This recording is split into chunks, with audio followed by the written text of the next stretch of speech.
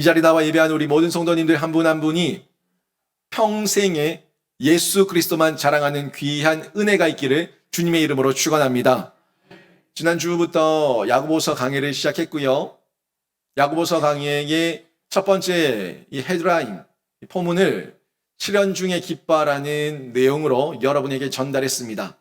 여러분이 혹시 지금 너무 아픈데, 아파서 너무 힘이 드는데 옆에 있는 사람이 아픈 중에 감사해야지 라고 얘기한다면 여러분 어떻게 반응하시겠습니까? 시험에 떨어지고 취업이 안 되고 사업이 틀어지고 계획대로 안 되고 사업처들 간의 계약을 했던 게 틀어져서 어려움 중에 있는데 그 어려움 중에 있는 중에 감격해야지 라고 얘기한다면 여러분 어떻게 반응하겠습니까? 만약에 옆에 있는 사람이 실현 중에 기뻐하고 아플 때 감동하고 아플 때 감사하고 뭐 계약이 안 되고 뭐든지 하여튼 안 될 때 감격해야지 라고 얘기한다면 이 사람이 지금 나를 약올리나 하는 마음이 들 겁니다. 그런데 이 말씀이 하나님의 말씀이라면 달라지죠. 분명히 하나님께서 이런 말도 안 되는 역설의 이야기를 전달하시면서 저희들에게 지킬 것을 요청하고 있다는 거예요. 인간적으로 들으면 비꼬나 약올리나 이런 마음이 들고 인간적으로 보면은 말도 안 되는 역설적인 이야기인데 그 내용 가운데 하나님께서 숨겨놓으신 놀라운 역설의 비밀이 있기 때문에 이 말씀을 전달하고 있는데 이 역설의 역자를 보세요. 역자를 보면은 거스릴 역자예요. 그러니까 거스린다. 내 생각을 거스르고 내 마음을 거슬러서 다른 방법에서 보게 하는 이런 역설에 대한 부분을 전달하고 있다는 겁니다. 영어로도 패러닥스라고 얘기하는데 이 모든 게 거꾸로예요. 거꾸로 생각하고 뒤집어서 보고 뒤집어서 다시 한번 살펴보라는 이 역설의 내용이 지난주에 이어서 오늘 본문에도 여전히 나오는 것을 볼 수가 있습니다. 역설은 보통적인 생각을 완전히 거스르는 거고 거슬러서 거꾸로 보는 거예요. 여러분 낯설 계약이 아십니까? 낯설 계약이? 간혹 집이 따분하고 좀 식상하고 뭔가 좀 변화를 주고 싶다고 생각될 때 우리 여성분들이 피아노도 옮기고 장롱도 옮기고 소파도 옮기고 집을 완전 뒤집어 놓을 때가 있지 않습니까? 그래서 출근했다가 퇴근해서 들어온 남편이 보면 이럴 때가 있죠. 힘없다고 얘기했는데 어디서 힘이 났는지 이 괴력을 드러내가지고 집을 다 뒤집어 놓을 때가 있어요. 저도 요즘은 저희 아내가 안 하는데 예전에는 집을 한 번씩 뒤집어 놨어요. 옷장이 바뀌어져 있고 냉장고 자리가 바뀌어져 있고 막 이래요. 어떻게 했냐고 그러면 밑에 이불 깔고 막 질질 끌면서 옮겨가지고 보면은 장판 다 찢어놓고 막 아니 낯설 이야기죠. 그 똑같은 상황이고 똑같은 물건인데 바꿔서 보니까 느낌이 새로워지는 거죠. 낯설기 이야기. 이게 긍정적인 낯설기예요. 긍정적으로 똑같은 상황인데도 똑같은 제품인데도 위치와 상황을 뒤집어서 봤을 때 그 느낌이 달라지는 느낌. 요게 낯설기 이야기인데 하나님께서 이 역설의 비밀을 통해 가지고 부정적인 역설이 아니라 긍정적 역설, 긍정적 그 안에서의 비밀을 발견하게 하시기 위해서 이런 메시지를 야고보서를 통해서 전달하고 있다는 겁니다. 실현 중에 기뻐하라는 거죠. 그 역설 속에 진리의 보석이 있는데 그 진리의 보석이 뭐겠습니까? 이 진리의 보석은 다름 아닌 예수 그리스도예요. 역설 속에서 예수 그리스도를 발견하면은 바뀌거든요. 내 상황, 내 환경 똑같아요. 다른 것 전혀 없어요. 그런데 예수 그리스도의 역설의 그 보석, 진리의 보석, 예수 그리스도를 발견하고 역설적으로 뒤집어서 보니까 상황이 바뀌는 거죠. 상황은 똑같은데 이해와 해석과 적용이 달라지는 이런 귀한 깨달음을 얻을 수 있기 때문에 이 진리의 보석 예수 그리스도를 발견하라고 이 역설에 대한 메시지를 전달하고 있는 것을 저희가 볼 수가 있습니다. 지난주에 저희가 봤던 것처럼 야고보는 예수님의 동생이었어요. 근데 야고보는 예수님을 보면서 예수 형 미쳤어 라고 얘기했었던 사람이었습니다. 그런데 이 야고보가 형 보고 미쳤다, 예수 미쳤다 라고 얘기하던 이 야고보가 죽고 부활하신 예수 그리스도를 경험했어요. 죽고 부활하신 예수 그리스도를 경험하고 나니까 죽음이 이 모든 세상 상황의 가장 큰 어려움인 죽음이 문제가 되지 않는다 하는 걸 발견하게 된 거예요. 그다음 두 번째, 예수께서 승천하신 이후에 마가의 다락방에서 기도하는 중에 성령 하나님께서 임재하셔가지고 뒤집어지는, 생각이 뒤집어지고 마음이 뒤집어지고 이 마음 가운데 상황을 극복해서 담대함을 얻는 담력을 성령 하나님께서 능력 가운데 임하게 하시는 걸 보니까 완전 또 뒤집어진 거예요. 그러니까 우리를 낙담하게 하고 낙심하게 하는 상황, 죽음이라는 상황, 모든 상황 가운데 가장 큰 문제, 죽음, 이걸 극복해. 또 거기다가 이 마음 가운데 그걸 돌파할 수 있는 능력, 성령의 담력을 얻어. 이러니까 역설에 대한 비밀을 야고보가 담대하게 전달할 수가 있는 이런 변화를 경험하게 된 겁니다. 시련은 있는데 기쁜 거예요. 이 시련이 끝나는 시련이 아니라 이길 수 있는 시련이고, 이 시련이 끝까지 경주할 수 있게 하시는 지혜의 랜턴까지 나에게 주셔서 감당할 수 있게 하시는 시련이니까 야고보가 기뻐할 수 있는 이 비밀, 일체의 비밀을 발견하고 기뻐하라고 이 흩어져 있던 12지파의 그 신자들, 자신의 동족들의 신자들에게, 형제 자매들에게 이런 메시지를 전달하게 된 겁니다. 예수가 있냐 없냐가 중요한 거죠. 예수가 없으면은 100번 싸워서 100번 지는데 예수와 함께하면 100번 싸워서 100번 이길 수 있는 방도를 이 야고보가 자신이 터득하니까 이 전달하지 않을 수가 없는 거죠. 이 상황, 환경 이길 수 있다. 시련 이길 수 있다. 이 얘기를 전달하고 있는데 오늘 본문에서도 지난주에 있었던 시련 중에 기뻐하세요 라는 메시지와 함께 또 다른 역설을 전달하고 있어요. 낮은 형제들은 높음을 자랑하고 높은 자들, 이 부한 자들은 낮아짐을 자랑하라. 요 얘기를 하면서 또 다른 역설. 아니 낮은데, 내가 지금 낮은 상황에 있는데 높아진 걸 자랑하래요. 아니 높아지지 않았는데, 난 낮은데 어떻게 높아져? 낮은데 어떻게 높아져? 낮은데 높음을 자랑하라고 얘기하고 역설이죠. 나는 부자예요. 난 많이 가졌어요. 나는 모든 걸 내 마음대로 할 수 있어요. 그런데 높은 자인데 낮아짐을 자랑하라고 얘기하는 거예요. 아니 나는 높은데 왜 낮아져? 나 높다니까? 나 부자야. 그런데 낮아짐을 자랑하라는 겁니다. 역설이죠. 이 역설 속에서 우리에게 전달해주는 교훈이 있는데 이 교훈을 저희가 들어가기 전에 먼저 한 가지를 생각하셔야 됩니다. 사람의 분류예요. 사람의 분류를 한번 여러분 스스로 생각해 보시고 또 제가 전달하는 메시지를 들으면서 한번 정리하고 나서 이 역설이 왜 이해가 되는가 하는 면에서 접근할 수가 있습니다. 사람들은요, 보편적으로 가난하면은 시련이고 부자면은 복받았다. 이렇게 접근하는 경우가 많아요. 정말 그렇습니까? 가난하면은 다 저주받았고 부자면은 하나님의 복을 많이 받은 거예요.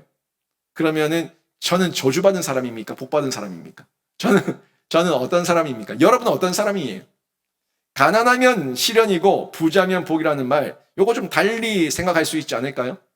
한번 낯설게 하기로 다시 한번 생각해 봐요. 좀 뒤집어서 역설적으로 생각해 봐요. 저는요, 가난한 거는 육체적인 시련이지만 재정적인 시련이죠. 경제적인 시련이에요. 그런데 부자는 영적인 시련이에요. 가난한 것도 시련이고 부자도 시련입니다. 가난한 사람은 물질에 재화가 없으니까 시련이고 부자는 내가 가졌다고 교만해지고 자만해지면 그 시련이에요. 영적인 시련이에요. 여러분도 왕년에 돈 좀 써보지 않았습니까? 왕년에 돈 좀 가지고 있을 때 교만하지 않으셨어요? 돈 있으면요, 부자가 하나님 앞에서 겸손해지기가 쉽지 않아요. 돈 많으면은 하나같이 교만해지고 자만해지기 쉽습니다. 시험이 있다고요. 유혹이 있다고요.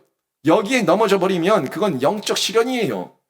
여기에 대해서 누가 부인할 수가 있겠습니까? 없으면은 생각도 하지 않았을 그런 문제들에 대해 가지고 있다 보니까 누가 뺏어가면 어떡하지? 도둑 맞으면 어떡하지? 내가 이걸 잃어버리면 어떡하지? 별 걱정을 다 해요. 걱정이 쌓였어. 그래서 없으면은 처음부터 생각도 안 했을 건데 가지고 있다 보니까 걱정이 많고 시련이 쌓여가지고 늘 시험에 드는 사람들이 세상 가운데 얼마나 많이 있습니까? 미국의 시애틀이라는 곳이 있죠. 거기 마이스 힐이라는 교회가 있습니다. 이 마이스 힐 목사님이 누구냐면 마크 드리스콜 목사님이신데, 이 드리스콜 목사님이 사람을 네 가지 부류로 나눠서 소개를 한 적이 있습니다. 이분은 이 사람을 네 가지 부류로 나누는데 믿는 신자와 믿지 않는 불신자로 구분해서 나누는데, 그 부류를 보면 이렇게 나눠서 얘기를 해요. 불경건한 빈자, 경건한 빈자, 불경건한 부자, 경건한 부자, 이렇게 나눴어요. 불경건한 사람은 불신자고 경건한 사람은 신자예요. 그러니까 예수 믿는 부자와 예수 믿는 빈자, 예수 안 믿는 부자와 예수 안 믿는 빈자, 이렇게 나눈 거예요. 그러니까 구분 경계가 신자냐 불신자냐, 신자인데 가난하냐 부자냐, 불신자인데 가난하냐 부자냐, 요거를 묻고 있는 거예요. 이렇게 나누면은 나눌 수 있겠죠.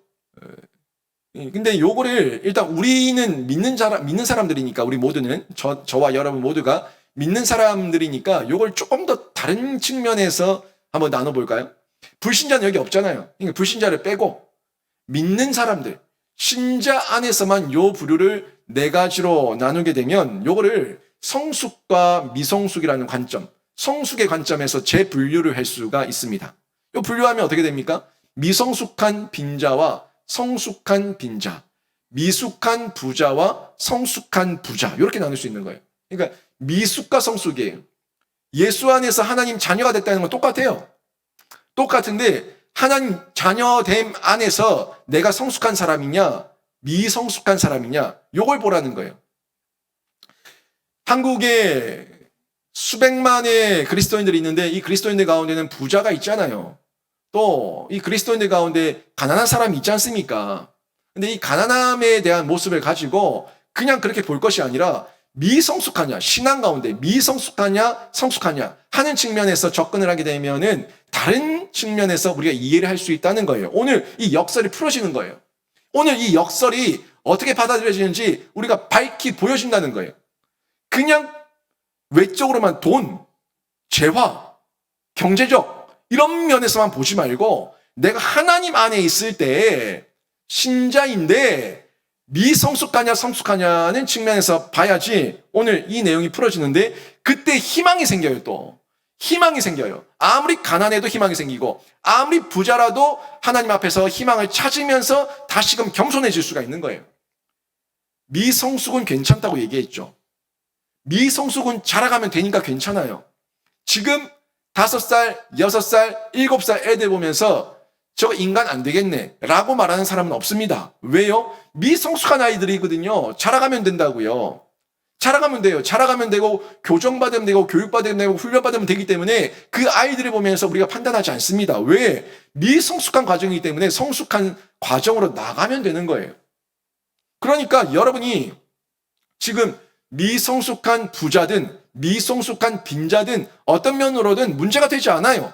여러분이 성숙한 가운데 가면은 성숙한 가난한 자, 성숙한 빈자, 성숙한 부자가 되면 모든 게 다 극복이 되는 거예요. 이걸 이해하셔야지 오늘 말씀에서의 역설, 낮은 자가 높음을 자랑하고 높은 자가 부한 자가 낮음을 자랑하는 이 내용이 풀어진다니까요. 성숙이냐 미성숙이냐 요겁니다. 여러분, 하나님께서는요 우리가 성숙하기를 원하세요. 성숙하기를 원하시기 때문에 우리에게 때로는 힘든 시련과 어려움을 주는데 그게 시련이에요. 제가 그걸 테스트라고 얘기하지 않았습니까? 하나님의 시련은, 하나님의 시험은 템테이션이 아니라 테스트예요. 우리를 넘어뜨려서 죽이기 위함이 아니라 우리를 만져서 회복시키고 다듬기 위한 하나님의 사랑이에요. 이 측면에서 봐야지 지금 미성숙함을 바꾸셔서 성숙의 과정으로 가게 하시기 위한 하나님의 방법이고 하나님의 교육이구나 하는 면에서 우리가 위로가 되고 힘을 얻을 수가 있다는 겁니다. 나의 신분을 바꾸는 시험이에요. 나에게 큰 복을 주시기 위한 시험이에요. 나를 기쁨으로 모든 것을 승화시키고 하나님께서 원하시는 그 측면에서 시각으로 볼 수 있게 하는 그런 시험이에요. 그래서 괜찮습니다. 그럼 제가요 여러분에게 질문 하나 던지는데 질문 잘 읽으시고 잘 들으시고 대답 잘 하셔야 됩니다. 질문 하나 던집니다. 무슨 질문이냐면 그리스도인은요 가난해야 됩니까? 부해야 됩니까? 그리스도인은 가난해야 됩니까? 부해야 됩니까? 제가 생각 잘하라 그랬잖아요. 막 대답하면 안 돼요. 다시. 그리스도인은 가난해야 됩니까? 부해야 됩니까? 네. 제가 생각 잘하라 그랬는데 자꾸 부해야 된다고 그러시네요. 그리스도인은 가난해야 됩니까? 부해야 됩니까? 이럴 때는 말하지 않는 게 중간하는 겁니다. 말하지 않는 게 중간하는 거예요. 그리스도인은 가난해야 됩니까? 부해야 됩니까? 여러분 지금 자꾸 제가 질문하니까 조금 점점 목소리가 작아지면서 힘이 없이 부 이러는데 그 부는 경제적인 부입니까? 영적인 부입니까?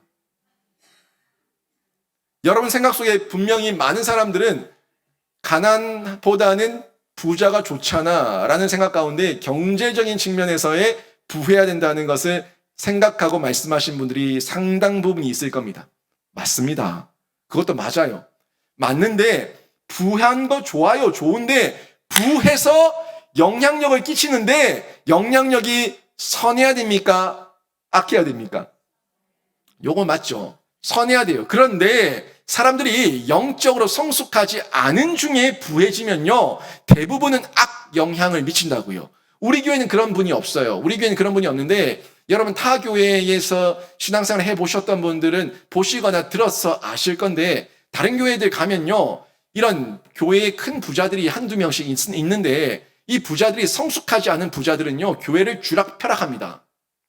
자신의 11조와 자신의 재정을 흘려보내면서 영향력 끼친 건 맞습니다. 맞는데 교회를 쥐락펴락한다고요. 담임 목사를 쥐락펴락하고 당회를 쥐락펴락해요. 이거는 선한 영향력입니까? 악한 영향력입니까? 악한 영향력이에요. 그래서 그리스도인은 가난해야 되는가 부해야 되는가 이 부분에서 육적으로만 본다면은 이거는 정당하지 않은 질문입니다. 육적으로만 그냥 본다면 정당하지 않아요. 이 질문 자체가 틀려 먹었어요.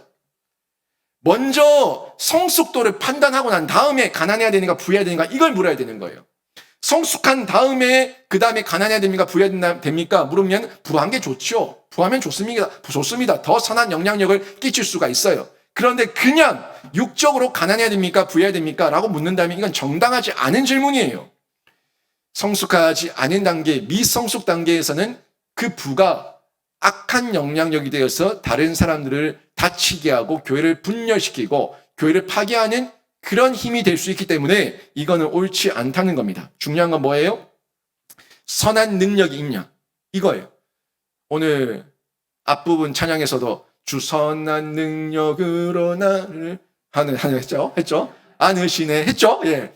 주 선한 능력으로 나를 세우시고 나를 만지시고 나를 안으시고 하는 이 선한 능력이 있을 때 그때 우리가 진짜 변화가 되는 거예요. 선한 영향력을 끼칠 수가 있는 거예요. 이 말씀이 성경에 나오는데 우리가 작년에 봤었던 사무엘상에서 한번 봤던 내용인데 한나의 기도 가운데 나왔던 부분이죠. 사무엘상 2장 7절 말씀 보십시오. 우리 같이 한번 읽어볼까요? 우리 하나님 이런 분이십니다. 같이 읽습니다. 시작. 여호와는 가난하게도 하시고 부하게도 하시며 낮추기도 하시고 높이기도 하시는도다. 아멘. 요거예요. 가난하게도 하시고 부하게도 하시고 낮추시기도 하시고 높이시기도 하시고 부와 귀가 주께로 말미암았다고 부와 귀가 주께 있다고 하는 부분에 성경은 명백하게 전달하고 있다는 겁니다. 하나님의 능력만 있으면 지금 이 상황 내가 가난하다고 느껴도 부하게 하실 수 있어요. 내가 부하다, 내가 많이 가졌다 라고 얘기해도 하나님께서 한순간에 낮춰버릴 수 있습니다. 이게 우리 하나님이세요. 하나님의 능력이죠.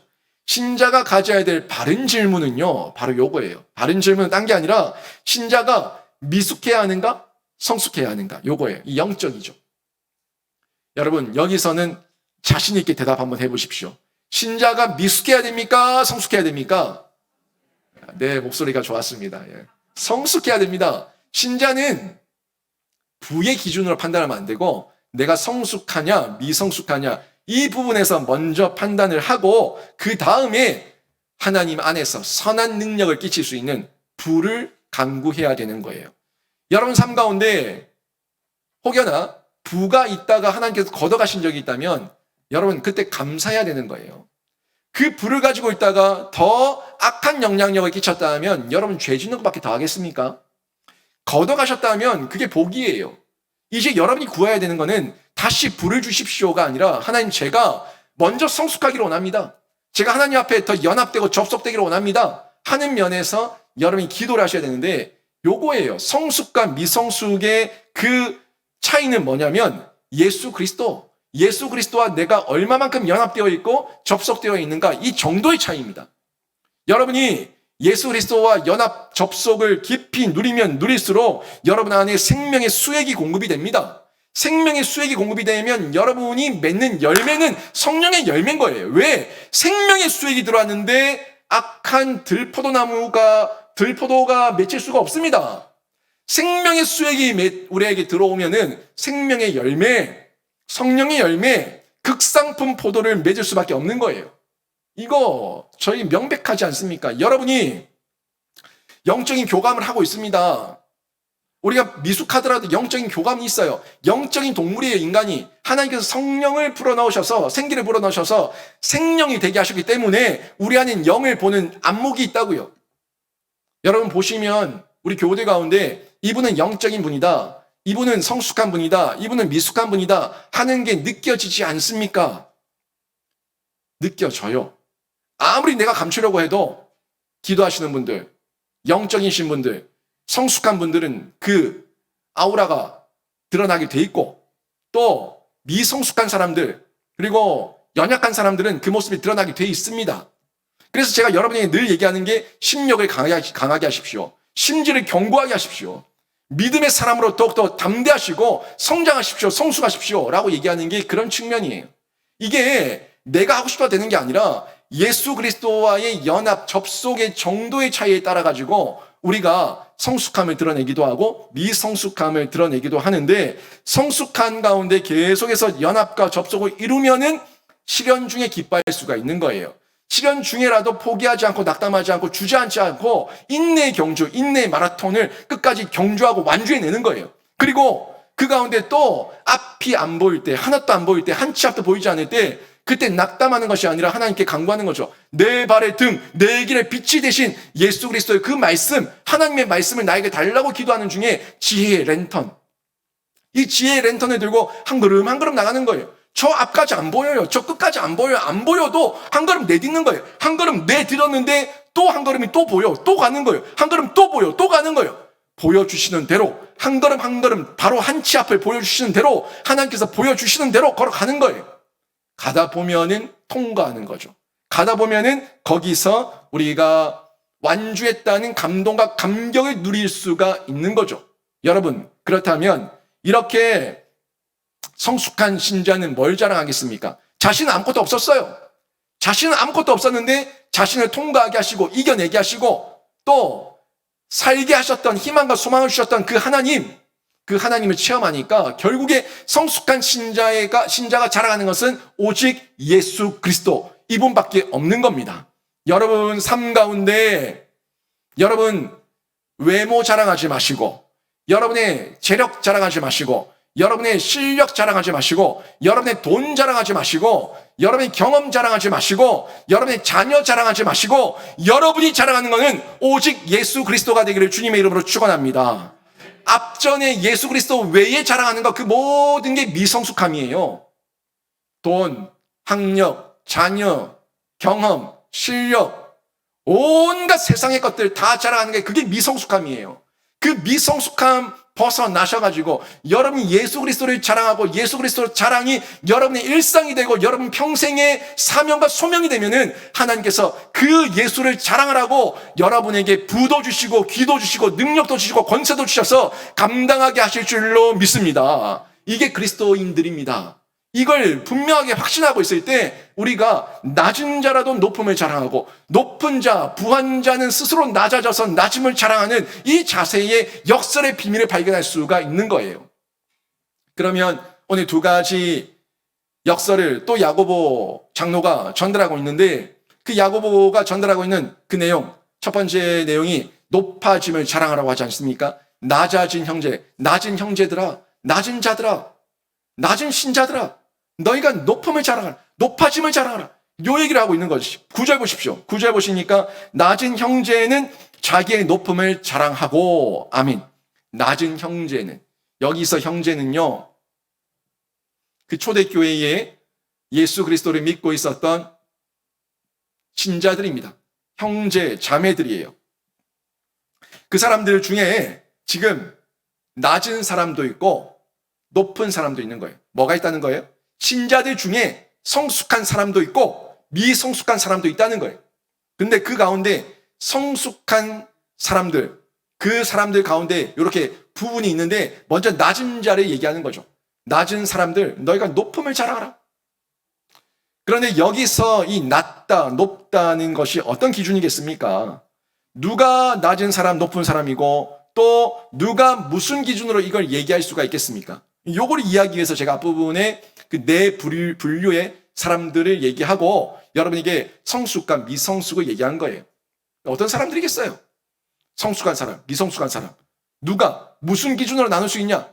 예수 그리스도와의 연합, 접속, 이걸 가지고 낮은 사람과 높은 사람을 분별해서 저희가 볼 수가 있다는 겁니다. 그런데 지금 여기서 낮은 사람은요, 말 그대로 이 현재적인 어떤 어려움, 경제적인 어려움, 가난 가운데 있는 사람을 지칭하는 것으로 볼 수가 있습니다. 왜냐하면 10절 말씀에 보시면 10절에 부한 자를 높은 자로 빗대어서 얘기하고 있거든요. 그러니까 지금 핵심적으로는, 본질적으로는 성숙이냐 미성숙이냐의 내용을 가지고 높은 자, 낮은 자의 역설의 비밀을 발견할 수가 있는데 지금 상황적으로는 부한 자와 가난한 자를 높은 자와 낮은 자로 지금 빗대어서 얘기를 하고 있다는 거예요. 그게 10절을 통해서 알 수 있다는 거죠. 10절에 분명하게 부한 자라고 얘기하지 않습니까? 이 부한 자는 높은 자로 빗대어서 얘기하면서 9절의 낮은 형제는 가난한 자로 이렇게 연결해서 저희가 일단 상황적으로는 볼 수 있다는 얘기예요. 그런데 여기서 이 가난은 그 마태복음 5장에서 나온 팔복, 심령이 가난한 자 이런 거 아닙니다. 이런 거 아니고 그냥 진짜 가난이에요. 경제적 가난, 재정적 가난. 진짜 어떤 육적으로 먹고 마시고 입고 할 게 전혀 없는 그런 절대적 빈곤, 이런 상태의 가난을 전달하고 있는 건데 이걸 얘기하기 위해서는 우리가 야고보서 1장 1절의 내용까지 가서 다시 확인을 하셔야 돼요. 왜냐하면 야고보가 요 서신을 보낼 때 수신자가 있지 않습니까? 자신은 송신자, 발신자고 이걸 받는 자가 있으니까, 수신자가 있으니까 그 수신자가 누구냐 하는 걸 봐야지 그들 가운데 누가 낮은 자고 누가 부한 자고, 누가 가난한 자고, 누가 돈 많은 사람이고, 요거를 분별할 수가 있다는 거예요. 보니까 그 수신자가 누구예요? 흩어진 12지파예요. 그러니까 흩어진 12지파. 요 때는 포로 때도 아니고 지금 초대교회 시대에 흩어졌다는 게 왜 흩어졌겠습니까? 흩어졌다는 거는 핍박을 당했다는 거죠. 말 그대로 종교적 박해, 정치적 박해, 예수를 믿는다는 이유, 예수를 증거하고 예수의 은혜를 흘려보내고 예수가 그리스도라는 걸 전파한다는 그 이유 때문에 종교적 박해가 예루살렘 가운데, 유대 땅 가운데 있었다는 거죠. 또 정치적 박해가 있었다는 거예요. 그래서 자신의 종족이었던 유대인들, 그 유대인들 가운데 이 사람들이 막 흩어진 거예요. 12지파 흩어진 거예요. 흩어져서 박해를 받고 있는데 이걸 쉽게 얘기하면 여러분 요즘식으로 얘기하면 난민이에요. 난민. 국제적으로 시리아 난민, 아프가니스탄 난민 때문에 얼마나 많은 골머리를 앓았습니까? 요거는 지금도 ING 현재 진행형입니다. 이 난민 문제는 지금도 심각한 문제예요. 근데 이 난민들이 왜 나갔어요? 자기 조국을 두고, 자기 나라를 두고 왜 탈출합니까? 시리아 왜 탈출했어요? 아프가니스탄 왜 탈출했어요? 비행기 껍데기 그 외벽에까지 빌려붙어가지고 떨어지는 것들 저희 영상 보지 않았습니까? 왜 그렇게 탈출하려고 그랬어요? 이유가 뭐예요? 종교의 자유예요. 신앙의 자유예요. 그리고 정치적 자유예요. 그 자유를 위해서 나가는 겁니다. 그 자유를 지키고 싶은데 못하게 하니까, 핍박을 하고 억압을 하니까 이 사람들이 난민이 되어서 도망을 다니는 거예요. 근데 난민이 나갈 때 가지고 나가면 뭘 가지고 나가겠습니까? 땅을 가지고 나가겠어요? 집문서를 가지고 나가겠어요? 뭘 그리 가지고 나가겠습니까? 그냥 빈모로 나가는 거예요. 그 가운데 금은 보화 좀 가진 사람들, 달러를 좀 가진 사람들, 그 사람들은 싸서 나갔겠죠. 근데 대부분의 사람들은 그냥 급박하게 도망가다 보니까 아무것도 없어요. 집도 없어요. 아무것도 없어요. 천막 치고 옥막 짓고 살아야 돼요. 어떤 사람들은 이 보트를 타고 바다 위에서 잠을 자야 돼요. 땅에 못 들어오게 하니까. 이런 일들이 계속해서 벌어지고 있는 걸 저희가 뉴스를 통해서 보고 있지 않습니까? 바로 그런 상황이에요. 12지파 이 유대인들이 흩어졌던 이유는 종교적 정치적 박해. 그때 로마 시대에 얼마나 종교 신앙의 박해가 심했습니까? 이런 박해를 받아서 흩어졌던 그 사람들에게 이 12지파에게 야고보가 편지를 통해서 위로를 하고 있는 거죠. 그 사람들은 진짜 절대적 가난 가운데 있었어요. 대다수가 먹을 게 없어요. 입을 게 없어요. 집이 없어요. 아무것도 없어요. 나라도 없어요. 모든 걸 다 잃어버린 이런 상황 가운데 처해져 있는데 이 사람들이 지금 낮아진 이유는 누구 때문입니까? 예수 때문이에요. 예수로 인해 낮아졌어요. 예수로 인해 가난해졌어요. 예수로 인해 가난해지고 예수로 인해 낮아지고 예수로 인해 핍박받는 너희들 두려워하지 마. 걱정하지 마. 너희들은 달라. 너희들은 지금 이 땅에서 낮은 자라고 얘기해도 너희는 높은 자들이야. 예수와 함께하기 때문에 높은 자들이고 예수와 함께하기 때문에 너희네 신분과 정체성은 완전히 달라. 요 얘기를 지금 야고보가 전달하고 있는 겁니다. 너희 낮은 형제는 자신의 높음을 자랑하라고, 너희의 신분을 자랑하라고, 너희의 정체성을 자랑하라고, 너희가 예수 그리스도와 함께함을 자랑하라고. 이 육적인 낮음을 영적인 것으로 바꿔가지고 육적 낮음을 영적 자랑으로 선언하고 선포하라고 지금 야고보가 전달하고 있는 메시지를 저희가 확인할 수 있지 않습니까? 1절 다시 한번 보세요. 1절 보시면은 야고보 자신도 낮춰요. 너희만 자랑하라가 아니라 자기도 스스로 낮아지고 있는 모습을 보이고 있습니다. 1절 보십시오. 하나님과 주 예수 그리스도의 종, 하나님과 주 예수 그리스도의 종이라고 얘기하고 있어요. 이 종 얘기하면 이 땅에선 천박하고 낮은 신분으로 인식하지 않습니까? 그런데 자기의 정체성이 하나님 안에 있고 예수와 연합되어 있기 때문에 스스로 그분 앞에서 종이라고 낮추는 이 고백을 야고보가 하고 있는 것을 볼 수 있지 않습니까? 때문에 신자의 모든 육적 낮음이 예수 그리스도의 위함이라면, 예수 그리스도를 위함이라면 우리는 육적으로 낮다고 사람들이 평가할지 모르겠지만 영적으로는 고귀한 자고 영적으로는 높은 자예요. 영적인 높아짐을 자랑하는 겁니다. 영적인 높아짐, 그 정체성, 자기 신분에 대한 이해, 여러분 명백하게 가지고 계셔야 돼요. 돈이 없어요? 뭐가 없어요? 저게 없어요? 뭐가 없어요? 그 모든 없다는 것만 보지 마시고, 그 육적인 거예요. 없다는 것만 보지 마시고 여러분 안에 가진 영적인 권위와 영권을 회복하시기를 주님의 이름으로 축원합니다. 회복하셔야 돼요. 우리는 그게 전부가 아니라고요. 여러분, 우리 신자입니다. 우리는 하나님의 자녀입니다. 신자의 신분과 정체성은 재산에 의해서 결정되지 않습니다. 신자의 신분과 그 지위는 외모에 의해서 결정되지 않습니다. 신자의 신분과 그 정체성은 학력과 경력과 실력에 의해서 결정되지 않습니다. 신자의 신분은 예수 그리스도에 의해서 결정된다는 이 사실을 여러분 마음 가운데 분명하게 심기시고 그 말씀을 믿고 의지하시면서 일어나시기를 주님의 이름으로 축원합니다. 일어나셔야 돼요. 신자의 신분은 예수 그리스도 때문에 결정되는 겁니다. 이걸 명백하게 알고 있을 때 우리는 그러면 내가 예수 그리스도 안에서 지금 미숙하냐 성숙하냐 요걸 봐야 돼요. 내가 미숙하냐 성숙하냐 요걸 봐야 된다고요. 여러분 성숙하셔야 됩니다. 지금 미숙한 거 가지고 자책하지 마세요. 미숙한 거 가지고 내가 그렇지라고 얘기하면서 나는 못한다고 사단마귀가 주는 그 계략에 넘어지지 마세요. 사단마귀는 네가 중직이가, 네가 집사가, 네가 예수 믿는다고 네 꼬라지에 네가 그래가지고 쪽팔리지도 않나, 부끄럽지도 않나, 민망하지도 않나, 그래가 되겠나? 이렇게 얘기하는 게 그게 사단마귀입니다. 여러분 귓가에 얼마나 많이 맴돕니까? 얼마나 많이 맴돌아요? 거기서 나오시라고요. 그렇게 얘기할 때 사단마귀가 속삭일 때 사탄아 물러가라. 예수의 이름으로 명할 수 있는 그 권세, 이 권세가 영권인데 여러분이 그 영권을 가지고 있는 하나님의 자녀임을 믿으시기를 바랍니다. 이걸 믿고 나가셔야 되는 거예요. 그래 괜찮아요. 미숙해? 괜찮아. 나는 괜찮아. 사단 까불지 마. 미숙함 괜찮아. 미숙함은 잘하고 있는 중이야. 나는 그리스도의 장성한 분량까지 자라갈 거야.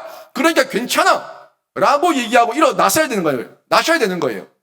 그게 하나님의 자녀된 정체성입니다. 그리고 예수 그리스도 안에서 확정된 거예요. 이미 확정된 거예요. 우리가 하나님의 자녀됨은 예수 그리스도를 통해 가지고 확정된 거예요. 확정된 그 정체성 안에서 영적 권위를 회복하시고 높아지면 되는 겁니다. 그러면 이 땅에 돈 몇 푼 없다고, 뭐 방 한 칸 없다고, 뭐 우리가 이것저것 없다고 낭망할 게 없어요. 우리는 나를 높여주신, 영원토록 높여주시는 예수 그리스도 안에서 높아짐을 자랑하는 거예요. 결국 예수를 자랑하는 거예요. 이런 은혜 가운데 저희가 살 수 있는 거죠. 그러니까 시련을 이기는 거예요. 역경을 이기는 거예요. 이거 다 지나가는 건데 뭐. 이거 터널인데 한 걸음 한 걸음 가면 돼. 지금 어렵지만 한 걸음 한 걸음 가면 돼. 주의 말씀이 내 발의 등이요 내 길에 비치기 때문에, 하나님께서 나에게 지혜의 랜턴을 주셨기 때문에 한 걸음 한 걸음 가면 돼 라고 걸어가다 보면 통과하는 거예요. 그러니까 시련 중에 기뻐할 수가 있는 거죠. 오늘도 한 걸음을 내딛게 하신 하나님 감사합니다. 오늘도 하루를 살게 하신 하나님 감사합니다. 오늘도 한 걸음 또 내딛게 하신 하나님 감사합니다. 이 감사가 터져 나오는 거죠. 왜 뛰지 못합니까? 왜 저기까지 못 가게 하십니까? 여기에 매이지 마시고 한 걸음 내딛은 것에 감사할 수 있는 은혜가 신자가 성숙하고 있는 과정이에요. 어떻게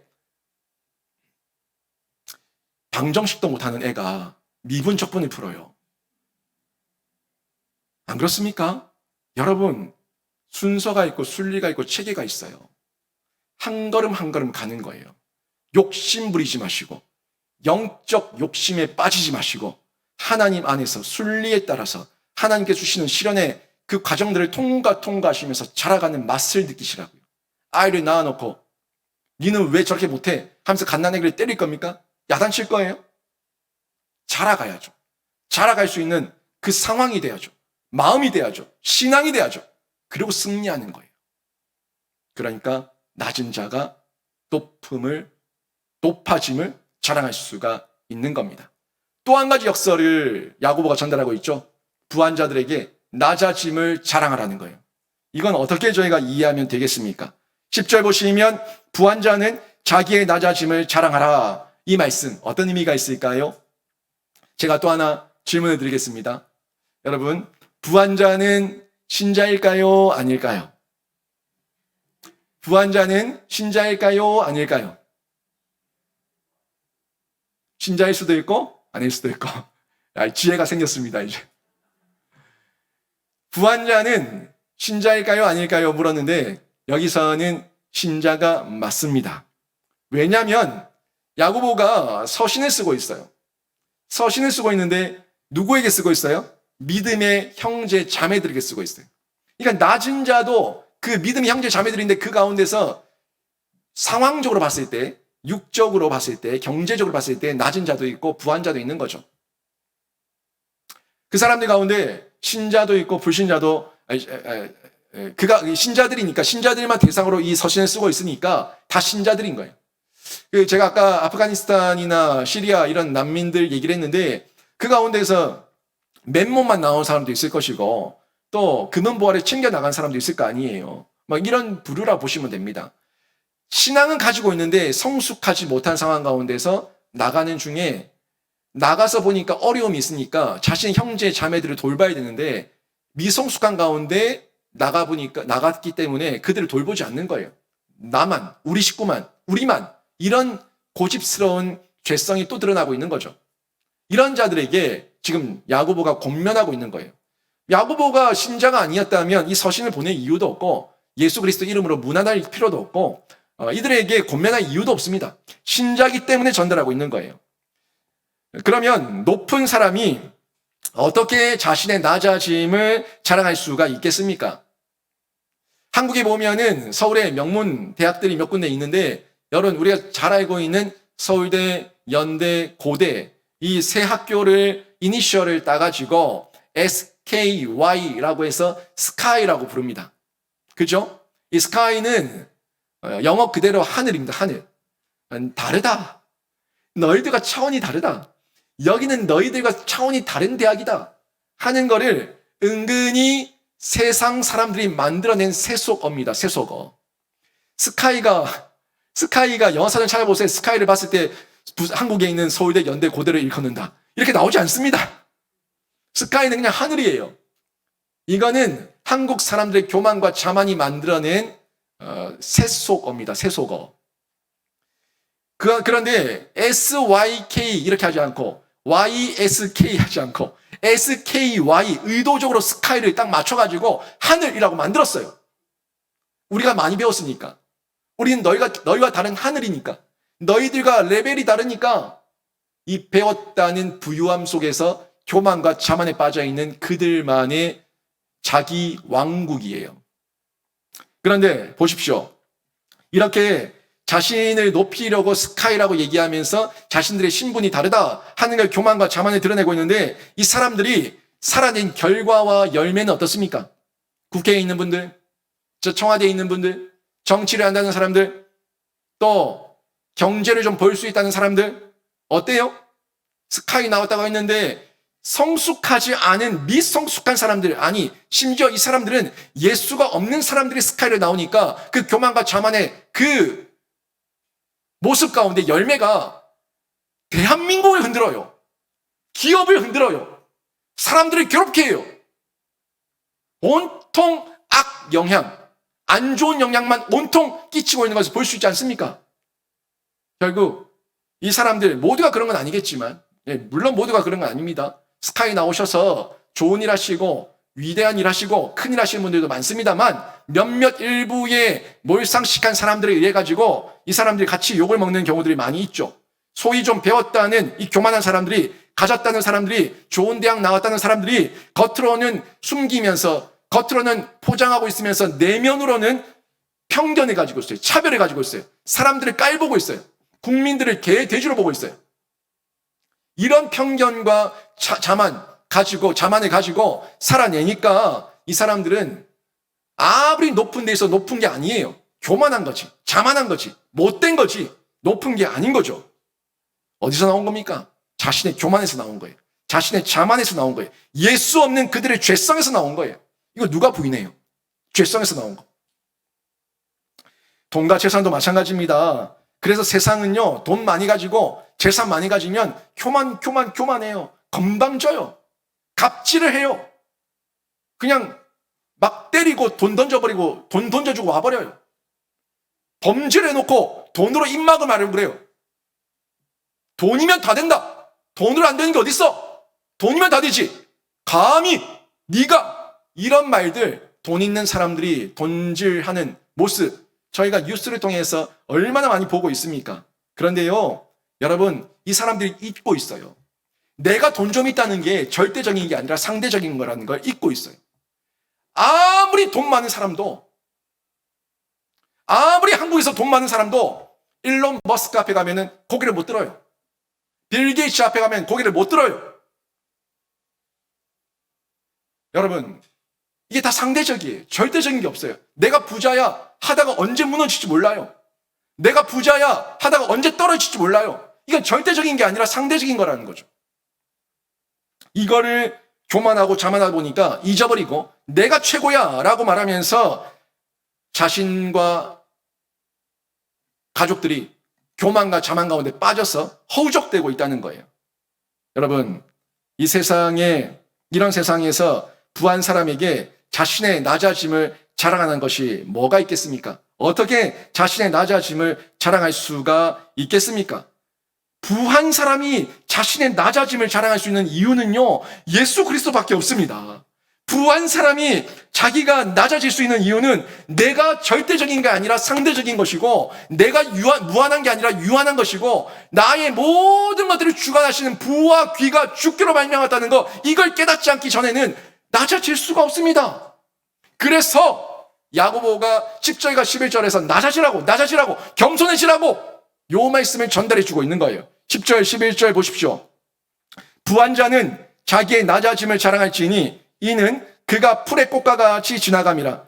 해가 돋고 뜨거운 바람이 불어 풀을 말리면 꽃이 떨어져 그 모양의 아름다움이 없어지나니 부한 자도 그 행하는 일에 이와 같이 쇠잔하리라. 아멘. 뭔 얘기하고 있어요? 다 지나간다. 꽃은 시들고 풀은 마른다. 요 얘기하고 있죠. 근데 이 말씀이 신약에만 나온 게 아니라 구약에도 나왔었는데 여러분 기억나세요? 이사야서 40장 6절 8절 말씀이면 이 야고보서 1장 요 말씀 10절 11절 말씀과 비슷한 말씀이 이사야서 40장에 또 나옵니다. 40장 6절 8절 말씀 한번 보십시오.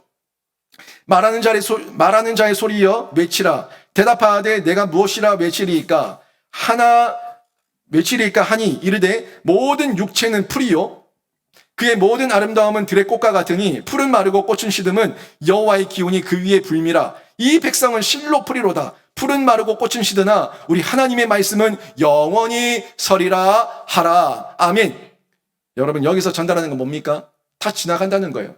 세상의 아름다움 다 지나간다고. 여러분 지금 누구 연예인들 예쁜 사람들 보면서 부러워하지 마세요. 나이 80이 되면은 모든 외모의 평준화가 이루어집니다. 무슨 말인지 아시죠? 아무리 예쁘고 탱탱해도 나이 80이 되면은 모든 외모의 평준화가 이루어져요. 아무리 많이 배워도 많은 학력과 지식과 정보를 가지고 있어도 나이 80이 되면은 정보의 평준화, 지식의 평준화가 이루어집니다. 90대는 말할 것도 없고요. 그 배웠던 모든 과거의 지식과 정보들이 쓸모가 없어져요. 써먹을 데가 없어요. 새로운 정보로 가득 차 있어요. 모든 게 지나갑니다. 다 지나가요. 빈 몸으로 왔다가 빈 손으로 갑니다. 모든 우리의 죽음 앞에서 재화, 재산, 재정, 돈의 평등화가 이루어집니다. 똑같이 빈손으로 와서 똑같이 빈손으로 갑니다. 이게 인간이에요. 유한하다는 겁니다. 요 얘기를 야고보서 10장 11절, 야고보서 1장 10절 11절 그리고 이사야서 40장에서 똑같이 전달하고 있는 거예요. 요걸 우리 한자어로 얘기하면 이렇게 표현되죠.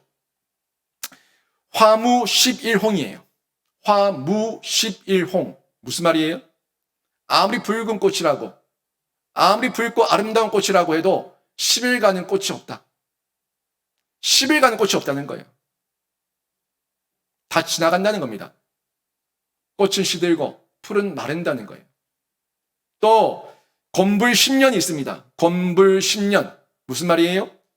권력이 10년 가지 못한다는 겁니다. 이건 우리 대한민국에서 너무 잘 들어맞고 있지 않습니까? 대한민국 호령하던 대통령들이 다 감옥에 가요. 무슨 유행이에요. 대통령만 하면 감옥 가는 게 유행이에요. 감옥 안 간 사람, 그 끝과 마무리가 좋았던 사람이 손에 꼽을 정도예요. 암살당하든지 망명 가서 죽든지 죽어서 한국에 돌아오든지 다 감옥 가고 엉망이에요.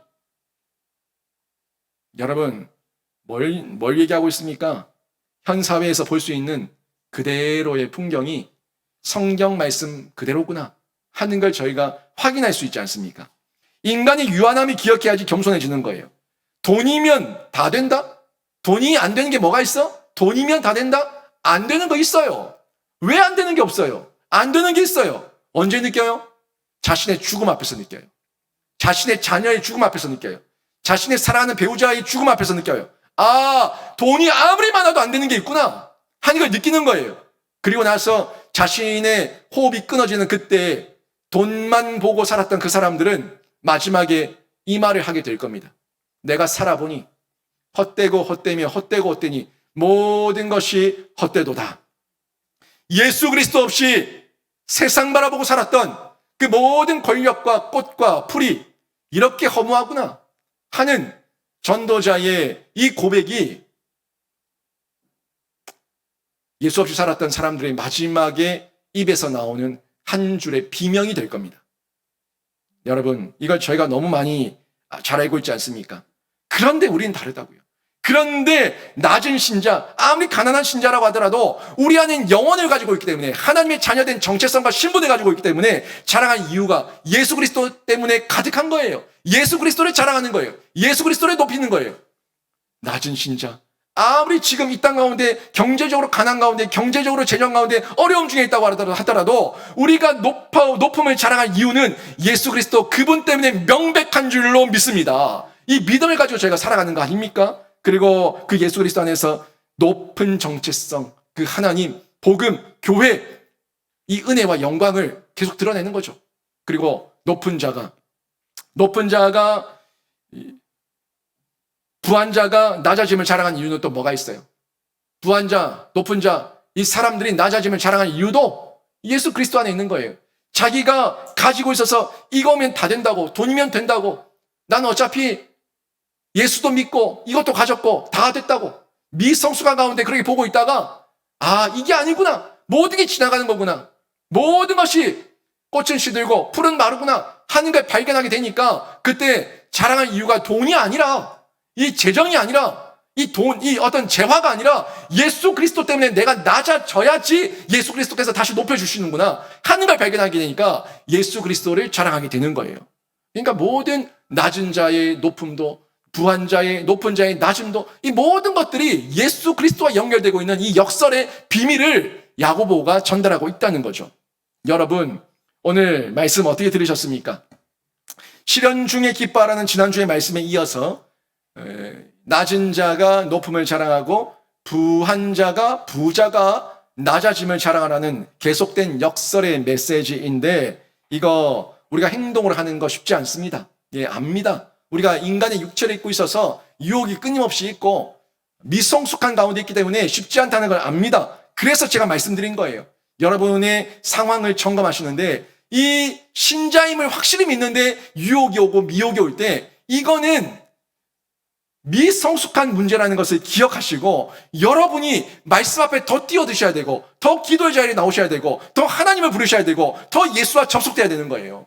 이걸 기억해야지만 저희가 이기며 살아갈 수가 있다는 겁니다. 하나님은 그래서 이 말씀을 하는 거예요. 이 역설의 이야기를 하는 거예요. 뭐 때문에? 너희가 시련을 이길 수 있는 이유가 나고, 너희가 인내의 마라톤을 완주할 수 있는 것도 예수 그리스도고, 너희가 지혜의 랜턴을 들 수 있는 것도 성령 하나님이고, 이 모든 말씀과 예수 그리스도 성령 하나님 안에서 이겨내라는 것을 전달하고 있는 부분인데, 많이 어려우면 많이 어려울수록 미숙한 신자예요.